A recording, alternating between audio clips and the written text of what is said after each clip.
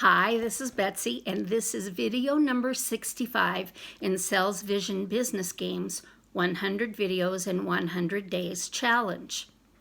Today we will delve into what courage in our guide to a wholehearted life looks like in this book, The Gifts of Imperfection. Brene Brown feels that courage is the most important quality when living a wholehearted life, and not just any kind of courage. Wholehearted life requires ordinary courage. The root word for courage is cor, and the Latin word for heart.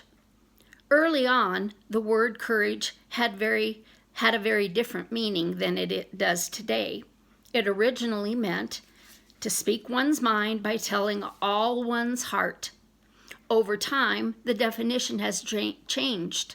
Today, courage is more synonymous with being heroic. We certainly need heroes, but we've become out of touch with speaking openly and honestly about who we are, the good and the not so good.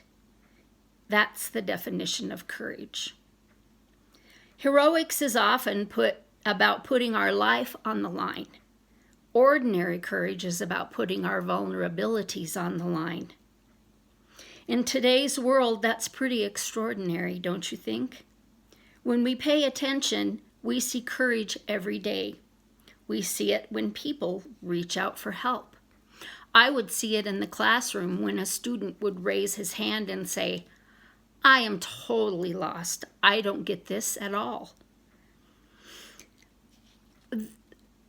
There are most likely students who are silently thanking him for raising his hand.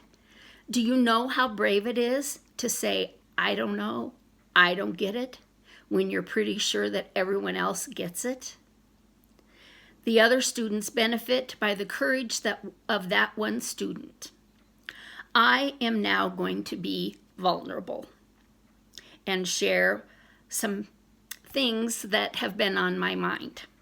The first one is I can relate to the student who raises his or her hand and says, "I don't get it." Many times I feel that way in the webinars. It's click here, copy here, paste here, and I just can't see it all. If it could be slowed down or I could get some one-on-one, it would be a lot easier on me. That's just me. I have looked up some things on Google and YouTube to see how to do different things, but many times I still have to admit I feel lost. The other thing I want to talk about is my health journey, just a wee bit. I know I've mentioned it before, but lately I've noticed some differences. I sometimes have trouble walking, and I run out of energy very quickly. I've mentioned that I've fallen down before, and I also noticed when I'm taking notes on something that I'm having some trouble forming the letters, and I have many scratch outs because I can't read my writing and I haven't formed my letters well. I know that I need to get the courage to go and see the doctor, but I'm a little afraid. I have two reasons. I'm afraid of what it could be, and my current doctor is kind of one of those who seems to minimize what women are experiencing.